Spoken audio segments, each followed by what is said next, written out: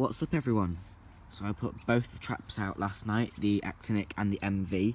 The weather wasn't as great as I was expecting it, to be honest. I think there was quite a large temperature drop during the night. I think it dropped to about 12. It was pretty clear.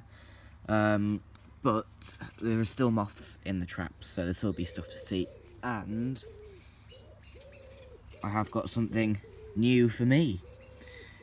So this is a migrant, not a very common migrant at all. This is a bordered straw, and it is a little bit battered, but I can still see that dark kidney mark and the dark border on the wings which give it its name.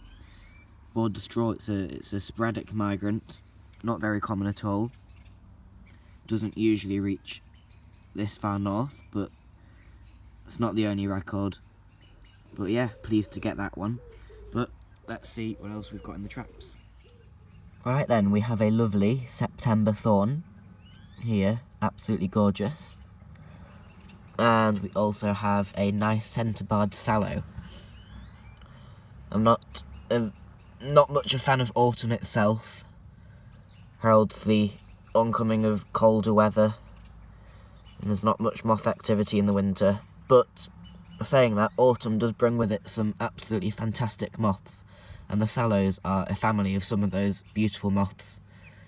Pink barred sallow I'm yet to catch. Same with barred sallow and sallow itself, but this is centre barred sallow, which is usually out a few weeks earlier before those. It's a beautiful moth. We've got a nice Udea lutealis down in there, one of our micros. Now this moth is a square spot rustic, and it's a very common moth at this time of year, August to September, but it's quite variable. And this one here you can see is fairly dark with those two outstanding pale marks, whereas the one we've got down there is more of a reddish colour, still with pale marks, not quite as outstanding though, but that just shows how variable they are. Square spot rustic, quite common. Alright then, that's about it for the Actinic, but you can certainly see just how common large yellow underwing are at this time of year. Most of these moths down the bottom are large yellow underwing. They're awfully common. I think there was about 40 of them in this trap alone. But I mean, they might be very common, but they are quite beautiful when you see the underwing. But sometimes they get on my nerves with how common they are.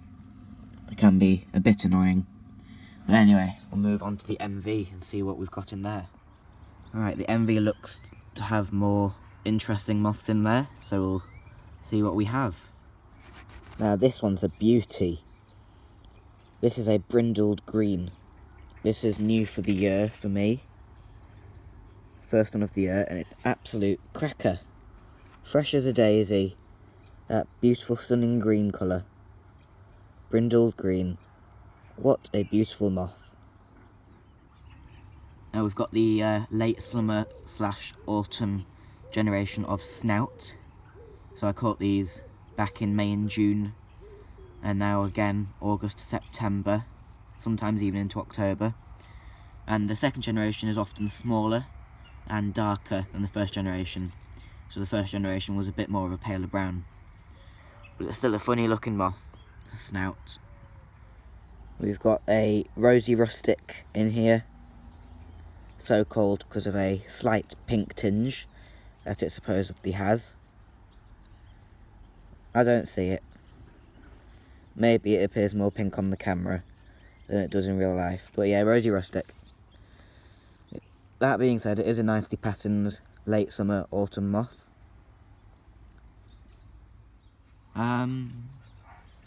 I did just catch a butterfly in the trap. There was a red admiral in the trap then. It's not unheard of to get butterflies in the trap, especially migrants like the red admiral, which may arrive during the night. But yeah, strange. Just flew out. Wish I got it on camera. I'll have to have a look back at the footage to see if it's hidden away anywhere. But speaking of migrants, we've got another much more common migrant here, the silver Y. Lovely moth, Very common. Haven't caught one for a few weeks though. The weather hasn't been great, to be honest. But yeah, silver Y. Nice moth. We've got a lovely orange swift. Lovely male. We've got a lovely tortrix there. I think this one's the garden rose tortrix. Eclaris something or other, but I will put the scientific name up so you'll see it in the top left hand corner about now. Looks a bit like a bird poo. Some moths do use that as a technique. Seen the Chinese character on my channel, another moth that looks like a bird dropping. It's quite effective. Sometimes the moths that look like bird droppings are the only ones left around the trap, after the blackbirds have had their fill.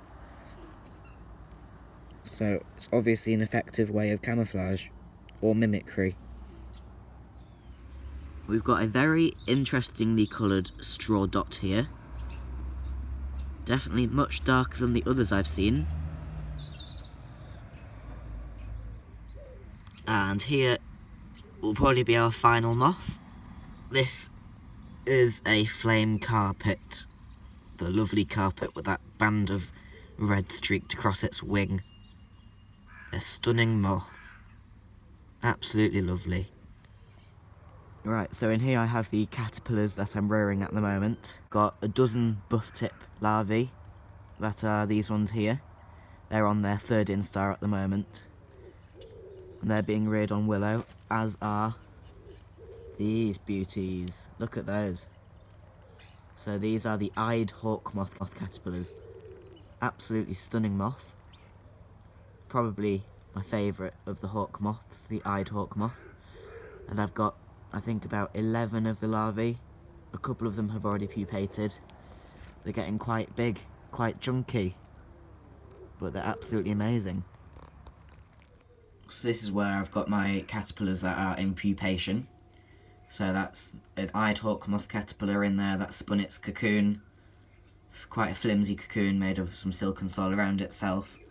And it's awaiting to pupate in there. And then we've got an elephant hawk moth there that has already pupated, so that's the pupa of the elephant hawk moth. And when these pupate, both the eyed and the elephants and the buff tip, they all undergo the winter, overwinter as a pupa and hatch next May or June.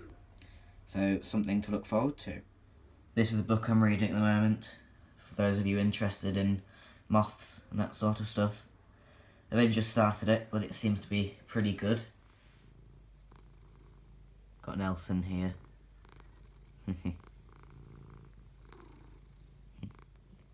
We've got Minnie, the jumping spider, back there, who's in pre-molt because of that opaque webbing she's spun.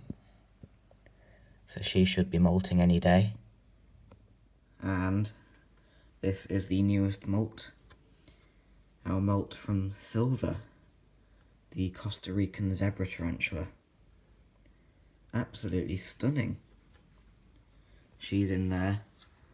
Might be able to see some of her legs back there. She comes out of a burrow sometimes. But she's absolutely beautiful. But yeah, that's probably it for today's video. So if you enjoyed it, please give it a thumbs up, please subscribe. And as always, we will see you on the next one.